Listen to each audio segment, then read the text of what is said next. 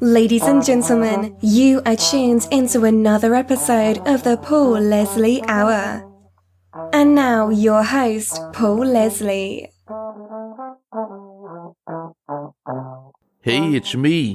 Ladies and gentlemen, we have Dean Dillon returning for his second interview on the Paul Leslie Hour. Here in the year 2020, Dean Dillon has been inducted into the 2020 class of the Country Music Hall of Fame, the highest recognition in the world of country music. It's Dean Dillon who has been inducted along with Marty, Stuart, and Hank Williams Jr. He was a guest way back on episode number 2 of the show. I had my heart set on starting the show with a Dean Dillon interview early on, and now he is back. So, Dean Dillon, congratulations, sir. Paul, thank you so much. You know, it's been quite a humbling experience, if you want to know the truth about it all. And to be inducted with two of my old friends, both Cephas and Marty, is just unbelievable, you know. And then the thing that gets me is when they first tell you, you know, that you're being inducted to the Hall of Fame, there's a million thoughts run through your mind. And then if you've ever been to the Hall of Fame and see all those bronze plaques on the wall of each person that's been inducted, it'll humble you pretty quick. And you start to have thoughts like, you know, am I worthy to be in this Hall of Fame? And, you know, I dare say just about everybody on that wall probably had the same thought. You know, but it's really mind-blowing to me. When they told me, I didn't say nothing, I don't think, for about 3 or 4 minutes because my life flashed before my eyes. But, yeah, it's what an honor. What an honor. Well, again, congratulations. It truly is the king of the... It's the king of the hill. It's the biggest thing there is. You're there along with Hank Williams and Willie Nelson and all the greats. You were mentioning the bronzes, the plaques that are there. What goes through your head when you think about where you started in music and now? It's been a long road. You know, I've been doing this since I got my first guitar when I was 7 years old. My mama bought me a Tiger Stripe Stella guitar. And I saw the Beatles on Ed Sullivan. And I think 30 minutes later, I was in there beating on this guitar. Didn't really know how to play it, but writing down words to a song, you know. And I'm a true believer in, you know, when you're born, God gives you whatever gift, you know, he wants to give you. And for me to be a songwriter, you know, and do something that you actually just love to pieces, it's just been amazing. The rides have been amazing. You know, from hitchhiking from Oak Ridge, Tennessee to Nashville when I was 18 years old, weighed 130 pounds soaking wet. You know, to all these records later, you know, and then the relationship with people like Kenny Chesney, you know, he and I go a long way back, great friends, born and raised not that far from each other. Wrote a lot of island songs with him by virtue of being over there a lot. And from about 1980 to 84, I was with a guy named Hank Cochran, who's in the Hall of Fame. And we lived on a boat in the Bahamas called the Legend. And all we did was tool around the water and write songs. And that man treated me like his son, loved me to death, and taught me everything, basically, or a lot of what I know about writing. You know, and his bar was extremely high when it came to writing songs. And I just extremely grateful for that opportunity to write with somebody like Hank. You know, Hank wrote Make the World Go Away, I Fall to Pieces, Little Bitty Tear Let Me Down, just tons and tons of huge records. And he took me under his wing and taught me how to write great songs, not good songs, great songs. And so thankful for it. And then there's people like George Strait. What can I say? Since I think we wrote Unwound in 1979, Frank Dykes and I. Frank was the first songwriter that I met when I hitchhiked to Nashville. And he took me under his wing. And we were together for several years and wrote a lot of great songs. As a matter of fact, I think we wrote 6 songs on George Strait's first album. And pretty much the reason we got so many is back in that day and era, you didn't give, your best stuff to an unknown. And I remember sitting on the front porch of Dykes' office on Music Row, popping tops on beer cans, and this kid, pulls up to the curb, and it's Blake Mevis. And he says, I'm cutting a kid from Texas. Wonder if y'all got any songs? And I said, well, who does he sound like? And he said, well, he's kind of got his own thing going. And I'd never heard any of his music, didn't know who he was. And, but as far as giving an unknown our songs, Dykes had no problem with it, and neither did I when, you're trying to get cuts. As young as I was, and you're trying to get cuts on somebody. So we threw everything but the kitchen sink at him. And fortunately for us, his first single was a thing we wrote called Unwound. And then I think Since My Woman Left, I'm Down and Out was his second single. He never had a hit really to, I think, his fourth single, which was If You're Thinking You Want a Stranger, There's One Coming Home. And then I think right after that, I had a hit on him called Nobody in His Right Mind, and then Marina Del Rey. And then it just, picked up steam from there. The unique thing about our relationship was we were extremely, and still are, loyal to each other when it came to music. In other words, if I wrote something I thought was a great song, I pitched it to him first. Heck, I pitched Tennessee Whiskey to him first. And fortunately and unfortunately, he turned it down. He just didn't feel like it was the right song for him. And it probably wasn't, because once you put it in the hands of Allan Coe, and then George Jones had a big record on it. Brad Paisley cut it about 10 years ago and put it on an album. And then 5 years ago, one of the most astonishing things I've ever seen happen when Chris Stapleton put an R&B feel to the song and sang it on the CMA Awards was Justin Timberlake, and it just exploded. And but getting back to George, he would always, when he was cutting an album, he'd always call me and say, meet me in my office at 10 o'clock on Monday morning. And we did that and still do that. Did that for years, And then there's other people like Toby Keith, Scotty Emmerich, who's a fantastic songwriter. He's like my little brother. He kind of hooked me up with Toby. He said, man, why don't you come out on the road with me and Toby, let's write some songs. And I did. And, 30 cuts later on Toby Keith, it wasn't a bad relationship. And we had a big record together. It's a Little Too Late, And Leanne Womack, what a voice. It's just the opportunities that were afforded me to meet and write with these artists who are great writers themselves, and it's just been such a huge, rewarding blessing. Some really, really great stories here. I'm glad you brought up Tennessee Whiskey, the song. I've said a few times on the air that I believe it's the best country song there is. And somebody who caught the last interview we did, they called in and they said, Paul, shame on you. It's your favorite song. You didn't ask him about what inspired it. So now I have that chance.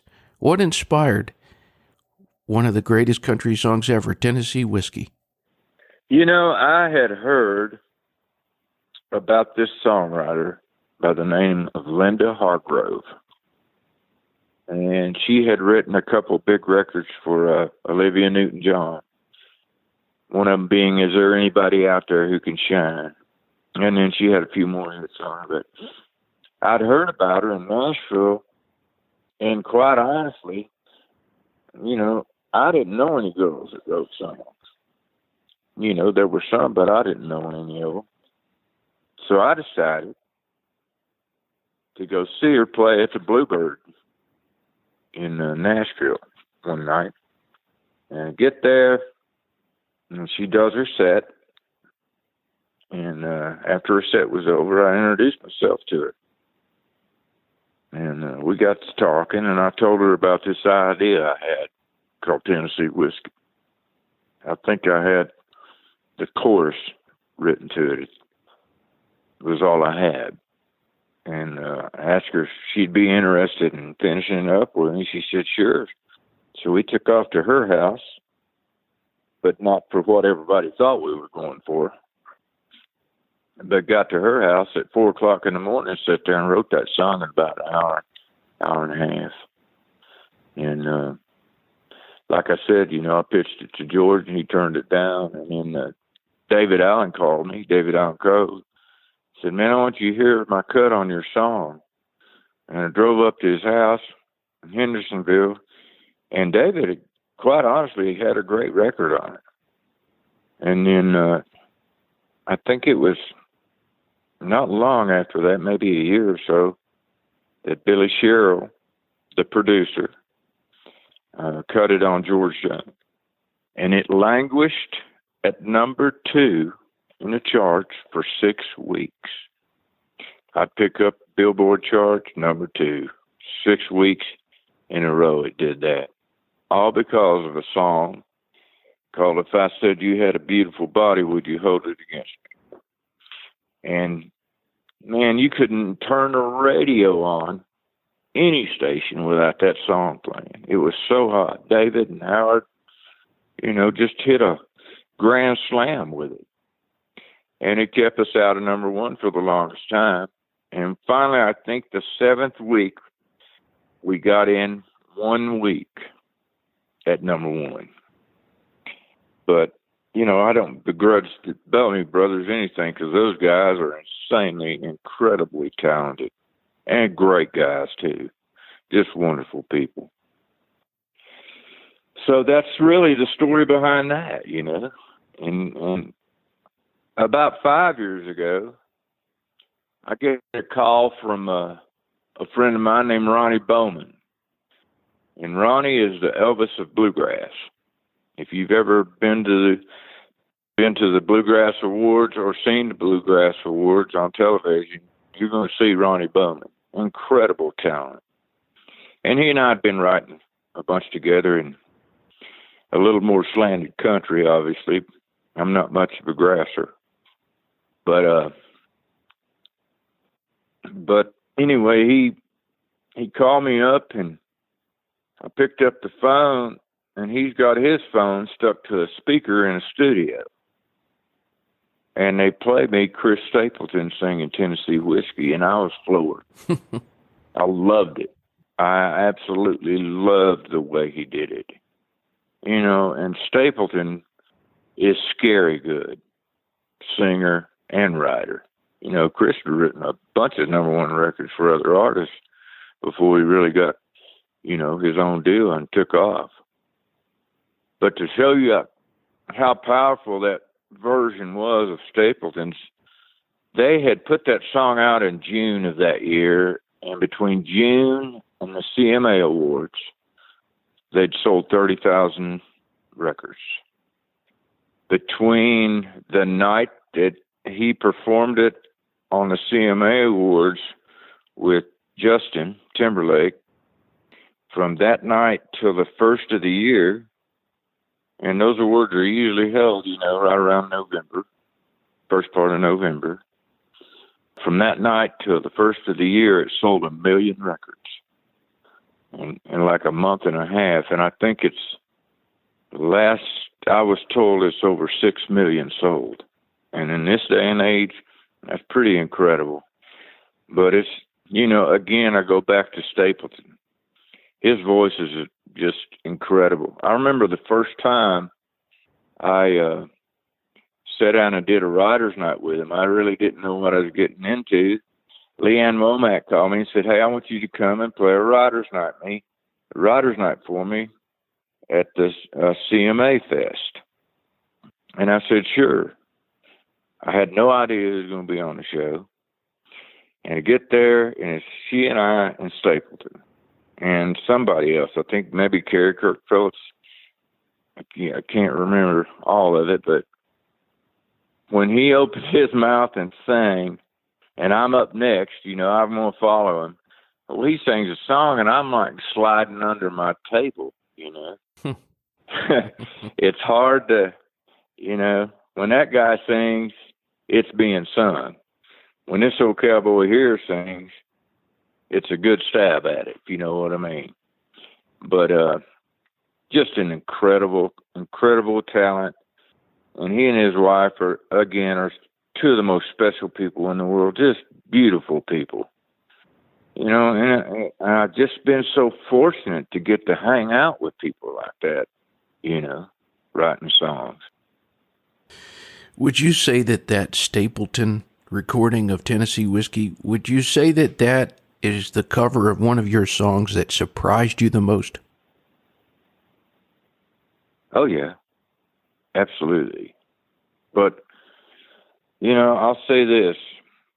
There's been very few times in my life that someone has recorded one of my songs and I didn't like it. And I think that's happened about once. And I'm not going to name any names. But, you know, I think everybody was kind of thinking, well, what's he going to think of this R&B version of it? But what a lot of people didn't know is when I was in high school, I was doing a TV show in Knoxville, Tennessee called Jim Clayton's Star Time. And did that all through high school. And what that did was it afforded me the money to go to the Civic Auditorium in Knoxville and see people like Roger Daltrey and the Who, the Winters Brothers, Allman Brothers. If they had a hit and they played Knoxville, I was usually there. And then one night I went and this guy got up on stage with him and a guitar by the name of James Taylor, and I flipped out. And I thought, man, if you could take those type melodies and pair them with great country lyrics, you'd have something special. And that influence is pretty evident in songs like Marina Del Rey and The Chair. You know, James was a heavy influence on me melodically. And just been a whirlwind. There's one song of yours that I've always had a real fondness for, and it's an interesting song. I'm hoping you can tell us about Set 'em Up Joe. Set 'em up, Joe, and play walking the floor. Hank and I had come back from the Bahamas and taken a little respite. And I got back there, and I was in the Nashville Palace one night, which is a bar. Hung out in a lot of bars back in those days. And I hear this guy singing, and my head swung around, and I thought, man, this guy is incredible. And it was Vern Gosdin. And when his set was over, I walked up to him, introduced myself, and I said, man, you got a record deal? And he goes, no, I had one out in L.A. with my cousin, but I don't now. I said, well, if anybody needs one, you need one. And I called Hank Cochran. And I said, Hank, you got to get out here and hear this guy. And Hank's response was, "Right now?" And I'm like, "Yeah, right now." So he came down and listened to a set of Vern's, and he was like-minded with me as far as the obvious talent the guy had singing. And so 3 days later, Vern, myself, and Hank were standing in front of Bob Montgomery at Capitol Records, and Vern sang Bob 3 songs, and Bob gave him a record deal, and then looked at me and Hank and said, "I don't know where it is y'all go write these hits at, but you need to take Vern with you and go write me an album." And we went to Gatlinburg. Hank had a little cabin up there that we'd hide out in every once in a while and write songs. And we go to Gatlinburg, man, and I think the idea for that, I think that might have been Hank's ideas. Or Buddy Cannon. Buddy Cannon was one of the writers on that. And Buddy, if you don't know who that is, he produces Kenny Chesney and has, pretty much since Kenny got going. And Buddy's a great writer too, Played bass for Bob Luman, but way back in the day. And again, just a great musician, songwriter, pretty darn good singer. And we sit there and, if you got a great idea, it usually doesn't take real long to write something, when you're really on it.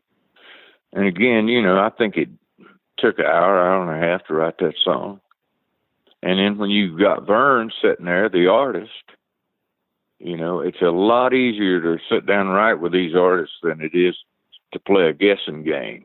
Like, what's he going to like? What doesn't he like as far as music's concerned? But when you got the artist there with you, you can pick their brain, and it always makes it a lot easier. You've had the opportunity to do some great things. You've been able to record your own albums. You've had the greatest singers of all time, as we just mentioned, people like Vern Gosdin, all the way to Chris Stapleton, who have recorded your songs.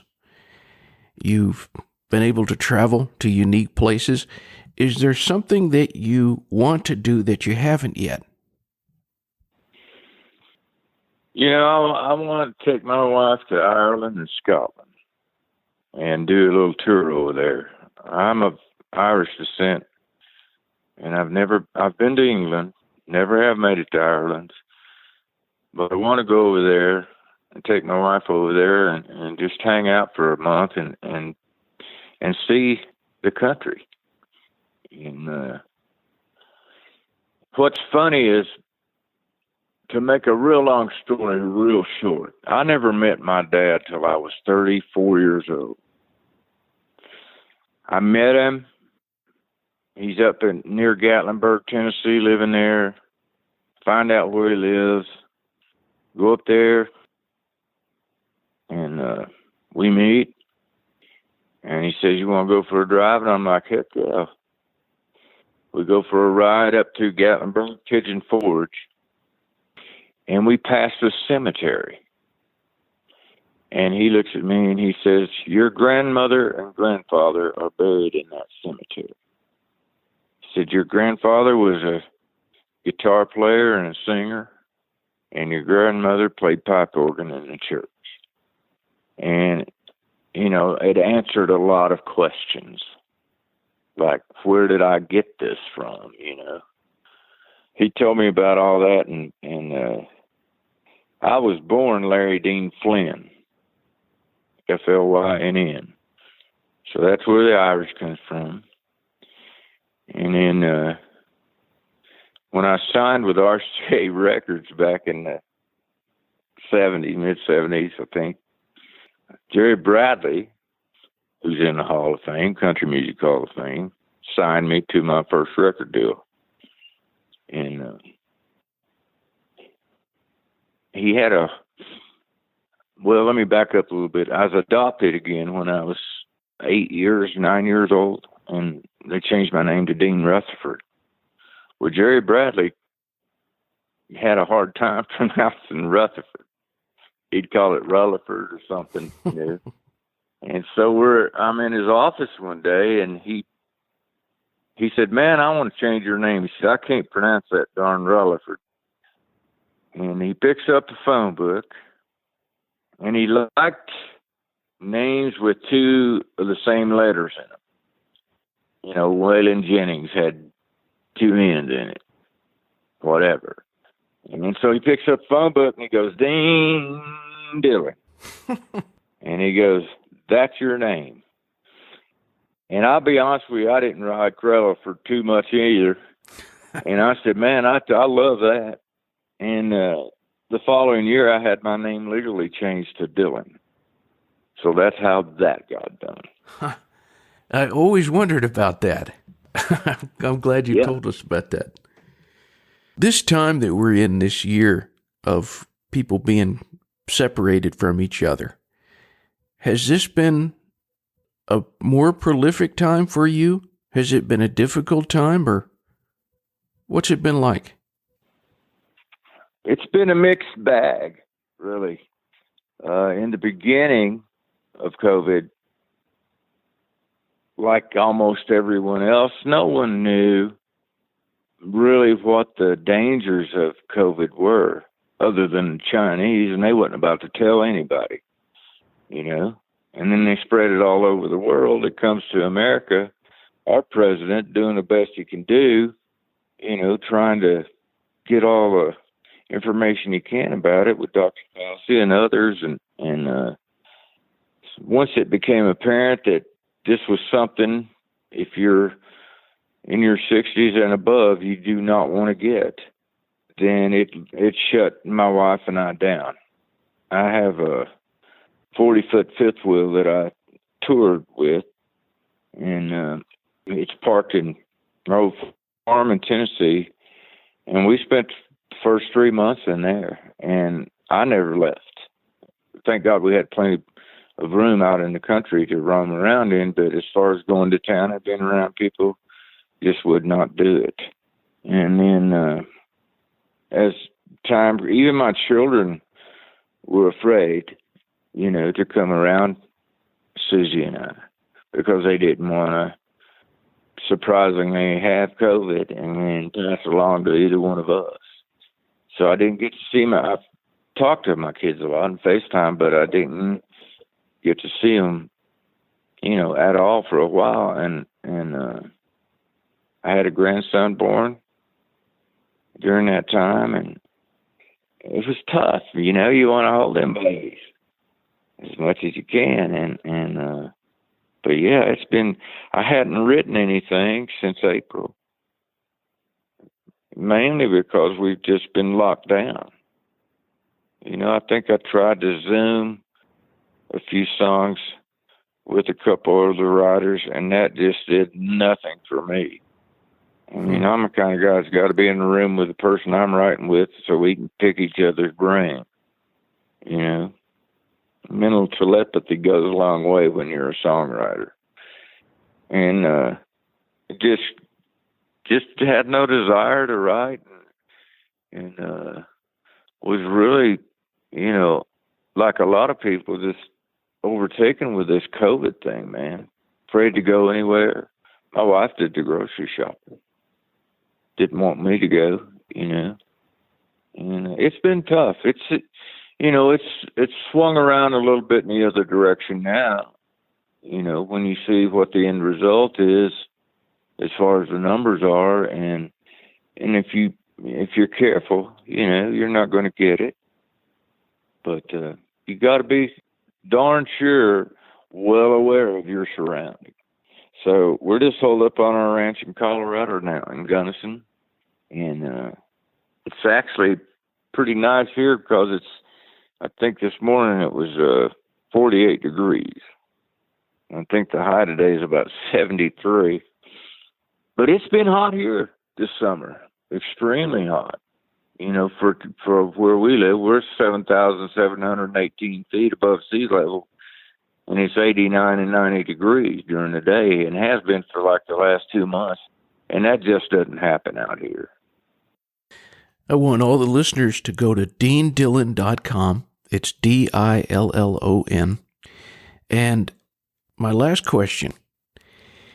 You've had so many honors as we started the show, the Country Music Hall of Fame, the Nashville Songwriters Hall of Fame, having this great documentary, Tennessee Whiskey, made about you. Is there a moment when you think about your life in music that shines the brightest? The days with Hank. Yeah? The years I spent with Hank. You know, like I said before, man, he was like a dad to me. And treated me like his son. You know, I feel like we wrote some of the best songs of my career. Oceanfront Property, The Chair, the Keith Whitley stuff that we wrote for Keith, Homecoming 63, Miami, Miami. You know, there was a run there of 2 weeks. I got up one morning on the boat, and Hank said, "We're going to Miami today, and we're over in Green Turtle Key, Bahamas." And I'm like, "Heck yeah, let's go." We fired up the motors and took off, and locked through over to Tampa, and then went down to Miami. And when we got there, I had this idea called Miami, Miami Loves Me After All. And we sat there and wrote that song the first day. And the second day, Hank was doing something, and one of our buddies, a guy by the name of Royce Porter, showed up. And Royce and I sat there and wrote a song called Homecoming 63. And then we wrote a few more things, and that day, after we got through writing, we took the boat up to West Palm and anchored off. And Royce had left. He'd just come in for a day, and it's 4 o'clock in the morning, and we've been celebrating a lot of good old Tennessee whiskey. And I looked at Hank, and I said, "Well, excuse me, but I think you've got my chair." And he looked at me and he said, "Have you written that?" And I said, "No." He said, "Well, we're going to right now."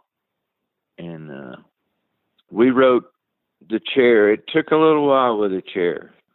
I couldn't get an ending on the melody ending on the chorus. And Hank gets up and he walks around the boat and he says, "Well, play this." And I played that and it worked perfect. And then we got stuck on a second verse. And as he often did, got up, walked around on the boat, 5 o'clock in the morning, he's pulling on his beard. He had a long white beard, walking around that boat. And he walks in and looks at me and he says, "Well, how about this? Well, thank you. Can I drink you a bye? What I mean is, can I buy you a drink, anything you please?" And I just went off. I thought, man, that's probably one of the most incredible lines I've ever heard out of him. So we wrote The Chair. And then I get a call from George Strait. And he says, "I'm cutting an album. Where are you at and when you coming back to Nashville?" And I said, "I'm not telling you where I'm at and I ain't coming back." And Hank goes, "Well, now, hold on a minute. We need some money." I said, "All right, we'll go back." Because I hated to leave the boat. I really did. Didn't want to, every once in a while, like I said, we go up to Gatlinburg in the cabin, but other than that, I didn't want to leave the boat. And so we get to Nashville, put a demo session together of the songs we'd written, in South Florida. And I'm singing the vocals on the chair in the vocal booth, and I look around, and Hank's not there, and Royce is not there. And that's unusual, because Hank is usually the one telling me I'm flat or sharp or need to do this or whatnot, vocally. And So I asked the engineer, I said, where are those guys at? And he said, well, I think they're back there in a room writing a song. I said, well, not on my darn session without me. They're not. So I go in the room, and Hank says, listen to this. And Royce played a little bit of this song. And Hank goes, what do you think? I said, boys, that's awful. I don't like it at all. And Hank goes, well, do you want in on it or not? And I knew better, you know. I said, well, yeah, I'll help you finish it. Well, that song was Oceanfront Property. So in the span of 2 weeks, we wrote Homecoming 63, Miami, The Chair, and Oceanfront Property. I've never had a streak like that since, and I probably never will. But, you know, that was, to me, was the highlight of my musical career, was just the time that I spent with him, because I learned so much, you know, and he set the bar so high when it came to lines in a song. You know, he just would not settle for anything less than stellar. And it instilled in me that same purpose, that same drive. You know, when I wrote, from that point forward, you know, when I wrote, if, you know, somebody's trying to slough off a line in a song, I just wouldn't hear of it.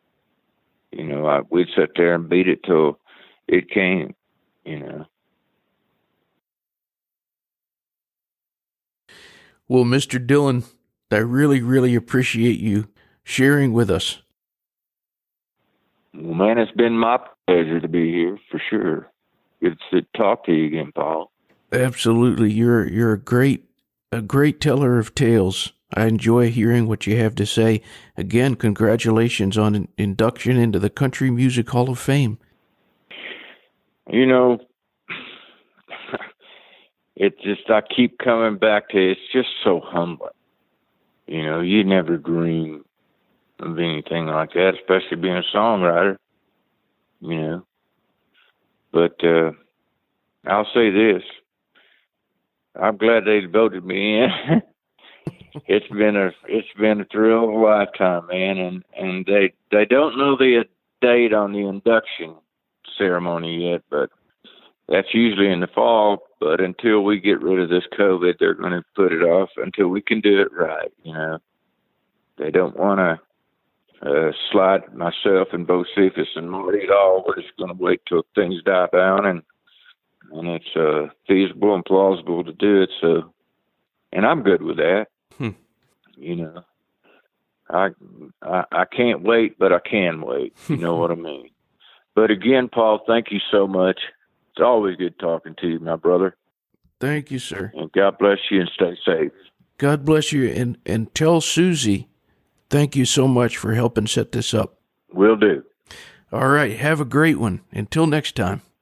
We'll see you down the road, brother. All right. Bye-bye. Thank you for listening to the Paul Leslie Hour. Hosted, written, and produced by Paul Leslie. Intro theme song, Alexander's Ragtime Band. Written by Irving Berlin. Performed by Dan Barrett. Outro scatting G Things. Improvised, performed, and produced by John Goodwin. Until next time. Goodbye.